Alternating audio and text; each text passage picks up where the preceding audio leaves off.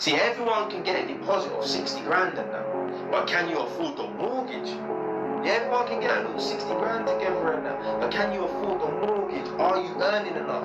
Are you earning enough money that to the point where they times your wages by 4.5? Can you afford the mortgage? Big up man like True Talk Only 4.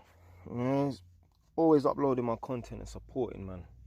So he told me about this post and he told me to have a look at the comment section, yeah? So there's one particular comment he wanted me to talk on. So it's this one here. I can't lie, in my opinion, it should be either pay it mostly in cash or stick to renting. A whole mortgage is just a trap of lifetime debt and stuck in one location. This is one of the biggest coping mechanisms of not being able to get on the property ladder and that. They love to say, oh, it's a trap, it's a trap, it's a trap. Blood, at the end of the day, throughout your whole life until the day you die, you're going to have to pay for something. It doesn't matter how rich you are. You could be a billionaire. You're going to have to still pay for things. The problem is people don't want to be held accountable. People don't want to have to be able to stick to a payment plan, or else there's dire consequences, i.e., you lose your home or you go to prison or whatever and that. People talk about, oh, I'm serious about saving. I'm serious about saving. I'm going to say something that I've not mentioned before online, and I will talk about it again in another video, so stay tuned. People say that they're serious about saving up, let's say, for example, 25 grand. And they say, right, I can save up £1,000 a month until I reach 25 grand and that, which in theory should be 25 months. If you was truly that serious about saving up 25 grand, wouldn't you accept a loan from the bank that's interest free, but for the next 25 months, you fucking best pay back £1,000 a month. You might get 1 month's grace period and that.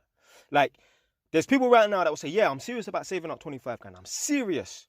But if they was actually given the option to be given that 25 grand in advance so that they could, let's say, buy a property with it. If they was given that 25 grand in advance, but they have to every single month have to pay back £1,000, or there's going to be problems and that. Certain people will be like, nah, I'd rather wait the 25 months, which is basically 2 years and a bit, to save up that money and that. Because people don't want to be held accountable. This is why these idiots want to be their own boss and a quote-unquote entrepreneur. It's not because they have some God-given talent where they're good with money from day one, like me. Man was buying and selling crisp and drinks from year 8 to year 11. Basically end of year 7, but call it year 8 to the end of year 11. I got kicked out for it. These people want to be bosses, their own boss, quote unquote, they're called idiot entrepreneur, and they can't even spell the word entrepreneur, but they think they're entrepreneur and that. Do you know why? Because they don't want to have to get up every day and be at work at 8 a.m. They don't want to have to, work until 5 o'clock and that. They want to work on their own time. They don't want to be held accountable by no manager and no boss. And obviously it's understandable.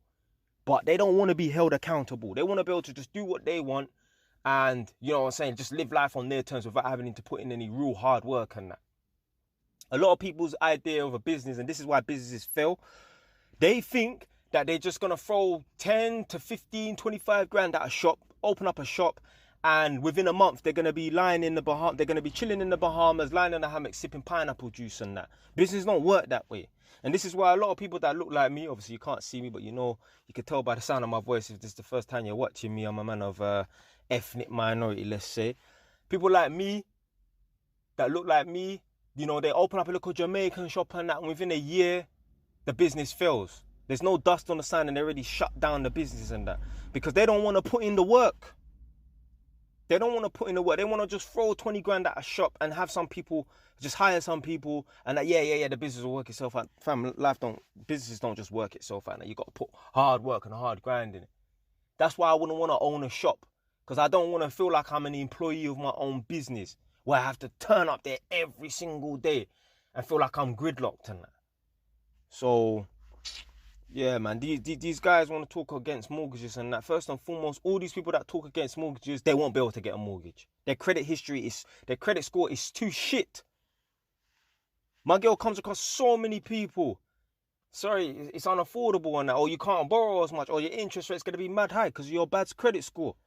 These kids and adults But these kids and these adults, they don't understand, yeah? These little stupid spending they're doing, running up credit card debt, and that will affect them in the future.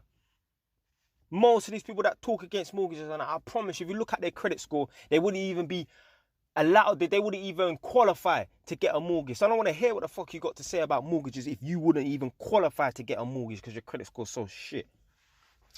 Anyway, man, big up True Talk Only 4, yeah? Keep the videos coming, my brother. Don't know.